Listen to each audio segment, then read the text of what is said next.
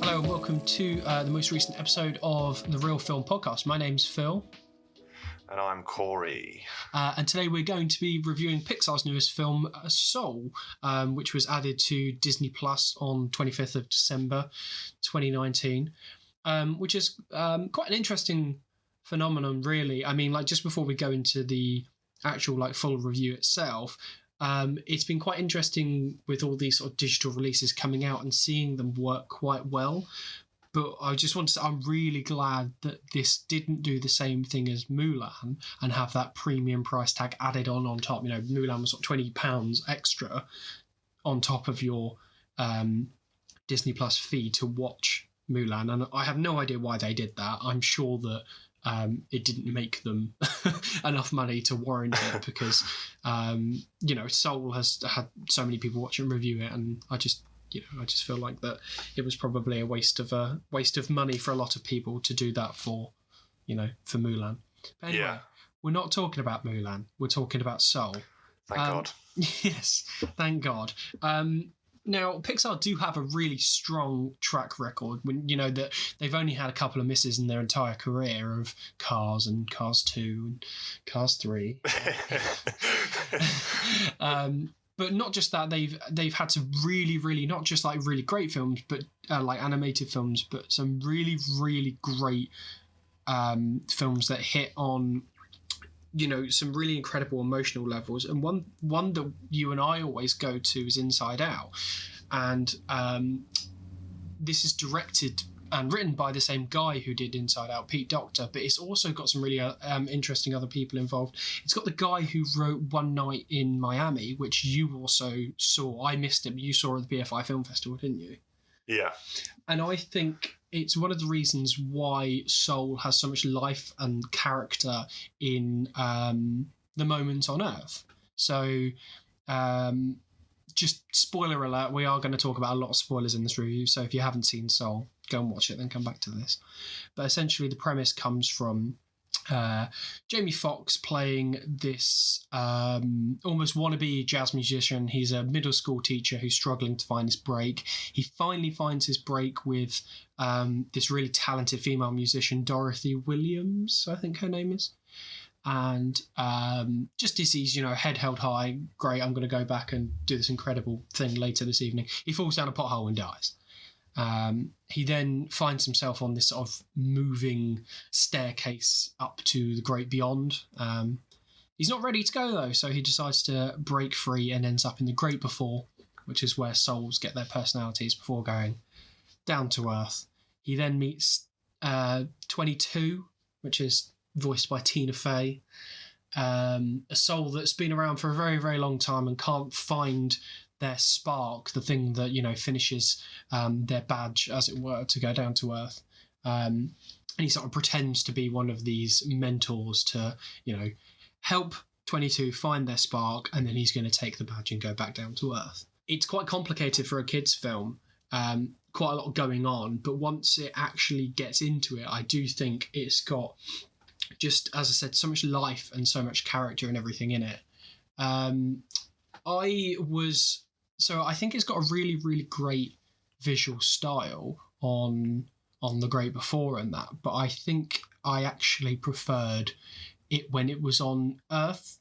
I don't know how you feel about that, Corey, but I felt like that was where the most character and just most excited. I was just so excited every time we were on Earth. I was so excited to see what they were going to do next, which is so strange. I thought that with this interesting sort of concept of The Great Before and The Great Beyond, I thought that's what I'd be more hooked to, but I was actually more hooked to the stuff on Earth. Yeah, I do agree with that. I think, but like before we start talking about just how much we do like this film, I know that we had a bit of a deliberation between like sort of what kind of rating we were going to give it. And for me, it was always a 4-star, because I don't know, it's such a great film, but there is that divide between the two places. And for me, the Great Before, I wasn't as enamored with that kind of the world, really. Like, it's not like a lot like Pixar films. Usually, they are very quick to set up their worlds, and usually you're sold on it immediately. And for me, I wasn't completely sold on that. But again, it's when they're on Earth, the animation is absolutely gorgeous as well. The lighting is absolutely sublime. And I think that whole scene that whole section where Joe's a cat That's is so really funny. Yeah, it's a great movie. And I think, we were talking about this being a sort of kids film. I think obviously Pixar they've always found a way to incorporate both kids and adults. I think most of their films feel like kids films that incorporate adults with, the humor and stuff like that.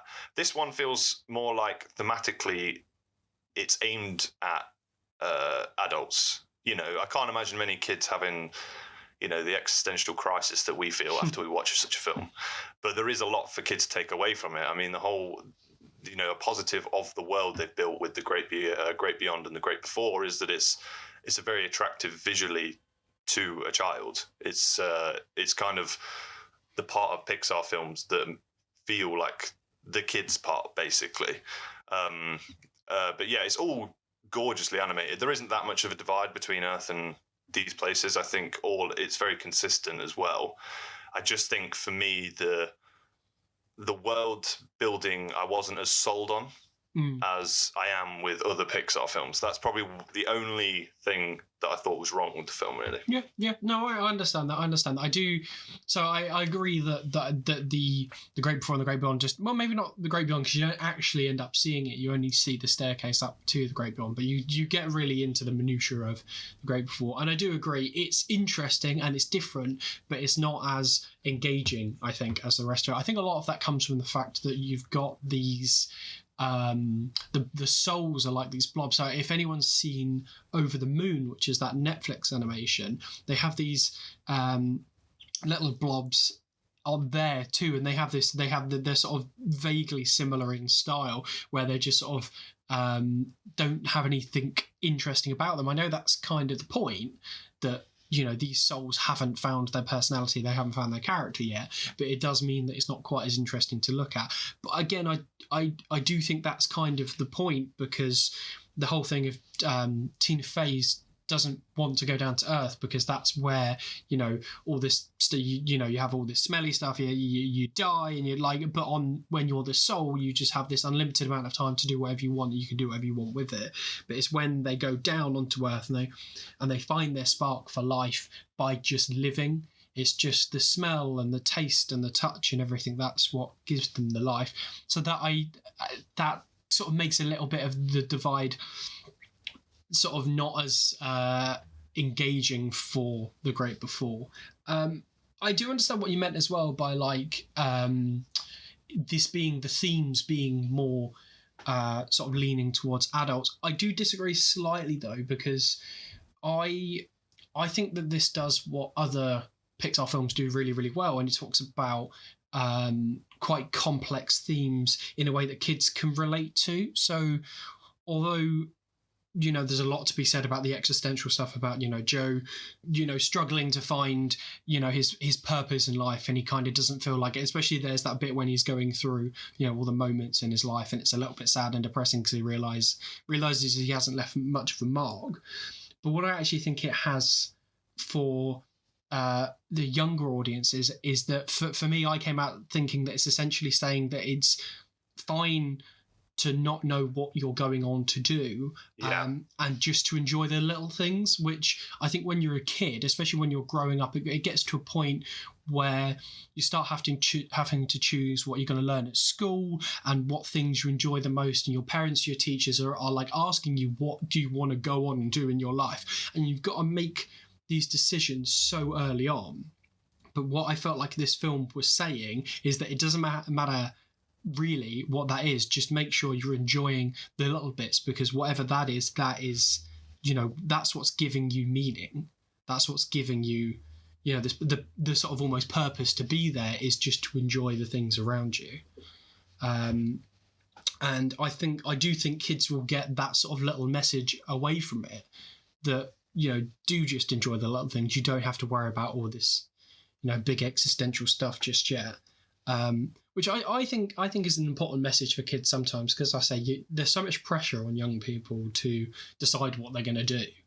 And I mean, like, when I was younger, I wanted to be in the army, but I'm now a video editor. You can't really get two more different aspects than that, really. You know, I just think that we're asking kids to do this stuff too young, and I feel like this film is saying that it's okay to not ask kids to do this, basically. Yeah, definitely. I think also the themes sort of it's walking a very fine line at one point where, you know, not that end of it, but, you know, where it's like it's okay to like not have not feel like you have a purpose. You don't have to make a mark, in the sense that you don't have to be, you know, world famous. You know, that's that really nice montage where he sees all the people in his life that he's touched. Yeah. I think that's it's walking a fine line at one point between, oh, don't chase your dreams, but I think it means to do that, and it saves itself really, really well. And I read a review of this. I believe it's Empire. I'm just going to shout it out right now. Calling out Empire. Yeah, calling them out. They gave it a 3-star, Ouch. and they said that it doesn't earn the emotional punch that you think it's going to. And I disagree completely. I think it's not like Inside Out's ending, where it's emotional because the character is emotional. You find yourself sort of in awe of this realization that Joe's come to, and I think it's a different kind of emotion, and it earns it all the way through. I completely disagree with that, but it's a really thematically complex film, I think. Yeah. But they do it in a way. You're right. They do it in a way that's you know, we're able to understand, and you're right, young people are able to understand. It depends on what age really you are thinking of. I mean, like a 6-year-old is probably not going to understand, but yeah, certainly, you know, you're talking like very, very early on, like sort of 10, 12, I think you can start to gauge what they're talking about. And you're right. I mean, I didn't know that you wanted to be in the army. That's weird. That's a weird thought, considering I know what you like. But yeah, I think you're right. It's a pretty difficult time growing up, feeling like you have to do something, feeling like you have to know what to do. And, you know, Soul's teaching a very valuable lesson, like most Pixar films do. I think also, just to go back to Kent Powers, I think it's a really great inclusion as well, because if you watch One Night in Miami, you know that sort of Kent Powers has a very strong... he has a very strong voice for black people. And obviously, I don't know what the Pixar, you know, I don't know what their staff is, but I think with this kind of representation as well in this world, it's very important to have that kind of viewpoint from it. So I think it's really important that Kent Powers is there, and I think he gives the film that kind of style as well. And like Pete Docter's great. I could speak to the ends of the earth about Inside Out and how good I think it is. But yeah, I think Kent Powers is really important in that. And, you know, a question for you is, do you think it is going to win the Best Animation Oscar? I haven't seen anything else that I think is that good. I don't think I've seen an animation this year other than Wolfwalkers that could match it. They're both 5 stars for me. They're both very, very different films. Yeah. It depends on what your sensibilities are, I think. I think because of how the Academy works, I think Soul's going to win it, because generally, if Pixar make a good film, it wins an Oscar. Yeah, that's true. Yeah. Pixar are becoming like the Meryl Streep of the animation. Do you know what I mean? Like she always gets a nomination, and she doesn't win all the time, but she wins quite a lot. Which is what, 3 Best Actress? No, she's won 2 Best Actress and a Supporting Actress, but she's been nominated something ridiculous. It's like 40, 20, it's like something 20 times now. Yeah, it was like 20-something times. 20-something times in 40 years. It was ridiculous. Yeah, you're right as well, because, I mean, Meryl gets nominated for stuff that you feel like she shouldn't be nominated for. And it's kind of the same for Pixar a little bit. You kind of just feel like they get nominated because it's Pixar. Yeah, but this fully warrants it if it does get it. And if it wins, there's no complaint from me. I do prefer Wolfwalkers, but like you said, they're completely different films. And, I'd have no complaint if it did win. No, I don't. I think it's gonna, just because you don't often see like more independent studios win these sorts, even if the quality is that good. You just don't often see them win over people like Pixar or Disney, which is a shame for sure. But I mean, there's not really much we can do. We're not on the voting board, so it's not much maybe we can do. We should be on the voting board. I think we should. I think it's very important. But no, something I just wanted to go back about you saying about Kent Powers being involved and the sort of inclusion that it has with black communities. I do think is really important, because this is the first Pixar film that is sort of centered around a black cast and black characters.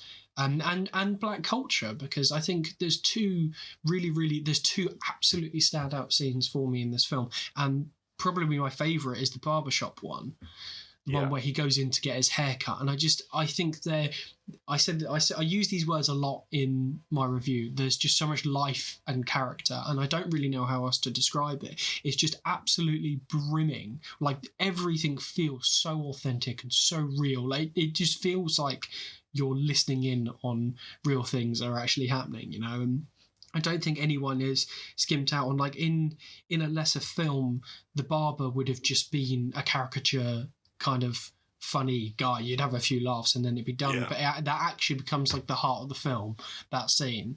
And I think it's very important to have films like this where it feels almost like, I think the best way of describing it is it's almost like the way that it sort of centers around the culture is almost a non-issue, because it doesn't feel like it's making a thing out of it. It just feels like it's telling you the story, and that this is the right culture and the right characters and the right setting for this story. It doesn't feel like it's going out of its way to make a story about black characters and black culture.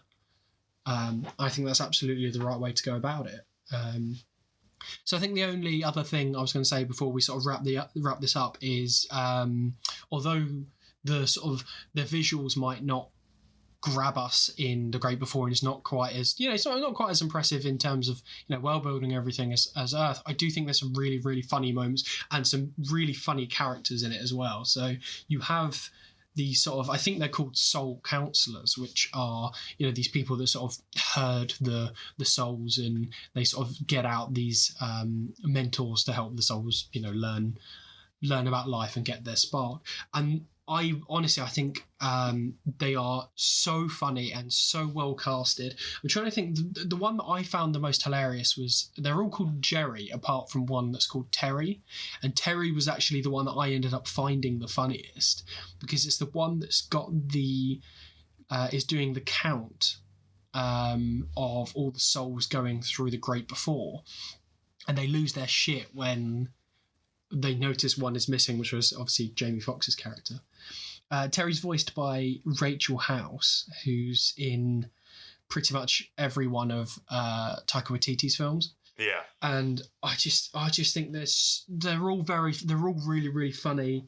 But I think Terry stood out as the funniest one for me. The way that they treat them as well, just really tickled me. Yeah, I mean, I think what I find actually quite funny is, someone brought it to my attention the other day, is that Rachel House is playing a very similar character almost to the social worker she plays in Hunt for the Wilder People. Yeah. And maybe that's where Pixar got the idea to cast her. But no, it's all the Jerrys and Terry are great casting. I mean, Richard Ayoade is just... Again, I mean, I'm not going to go as far as he's a national treasure, but I love him to bits. I think everyone in England loves him, don't they? Yeah. But no, again, Pixar always cast great. Yeah. One other thing I did want to praise the film for is, when it's on Earth, is the lighting. It's so gorgeous. And I feel like Pixar, they always manage to kind of improve their animation as time goes on, because that's, technology advances and their budgets get bigger. But I think with Soul, it just, the way it captures, it's a movie about the little things on Earth, and it just captures them so well. And sometimes, the lighting in the sort of dusky little jazz bar, and then the sort of warmth of a nice autumn day, it's it's the little things that you notice in the animation that make it such a beautiful movie. I think a lot of that comes down to, I was reading about how they actually did that. They consulted a cinematographer called Bradford Young, who he was cinematographer and director of photography for films like Arrival and Selma and stuff like that. Okay. And he's just, I mean, Arrival is a great example because that is a beautifully shot film. But they consulted this guy who works with. So the reason why they consulted him basically is because he specialises in using natural light a lot. So films like Arrival don't use a lot of artificial light. And that's one of the reasons why they consulted him for Soul, is because they wanted this really natural look to it. And I think that's definitely where that definitely comes through. I mean, it doesn't look artificial at all on Earth. It just all looks like it's just all beautifully lit and it's all beautifully shot.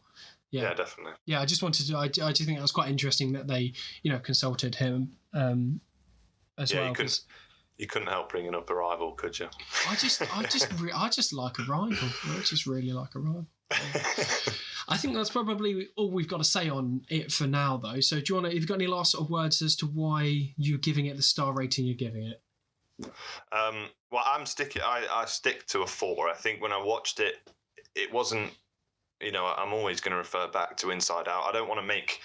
I'm not comparing them side by side, but I always think with the very best Pixar films, you do come out the other end and you feel like eternally moved by them. And with Soul, while it was great while I was watching it, I just didn't feel that at the end. And also the stuff with the sort of world building with The Great Before, I wasn't as enamored with that as I probably could have been. So that's why I'm sticking with 4. Still a fantastic film and another great Pixar film. But yeah, that's why I would probably stick with a 4 on that one. So I give it a 5, and I do stick by my 5. I do think that your criticisms are warranted, but whereas you weren't moved by it, I very much was. I think a lot of the themes really, really resonated with me, and I think I can't ignore the importance of having a film centered around black culture and black characters, having it so effortlessly made that it's, as I say, it's not even really an issue. But doing that in an animation, especially for Pixar and the history that Disney have had with the treatment of black people, I think it's so important to make films like this now. But yeah, no, as I say, I was very, very moved by it. I think its message really, really resonated with me. I think it's stunning. I think it's really funny. I think it's perfectly got. I just absolutely. I do think that the criticism is warranted for sure, but it just hit me in a way that I guess it didn't hit you, which means you're wrong. That's fair. It's not that I wasn't. It's not that I wasn't moved by it. It just mean that like a lot of Pixar, the very best ones, they always stick with me for a long time. But this one just sort of didn't. I was moved at the time. I just not now. But that's fine. I understand. I understand the 5 for 100%. It's a really, really great film. I just think on a personal level, there's things I would things that made it less of a 5, I guess. Yeah. No, that's fair. You're allowed your opinion. Are you sure I'm allowed an opinion? No. The reel says it's 5, therefore it's a 5. Anyway, I just want to thank you very much for listening. I hope you enjoyed. We're sort of switching this up a little bit where we'll be reviewing individual films from time to time as they come out, and depends whether or not it's worth talking about or not. So I really hope you enjoyed. Make sure to check us out at realreviewing.com and then Real Reviewing on Facebook and Twitter and Instagram. You can find me on Twitter at PhilsonWilson. And you can find me at CospJord. Thanks very much for listening. See you soon. Bye.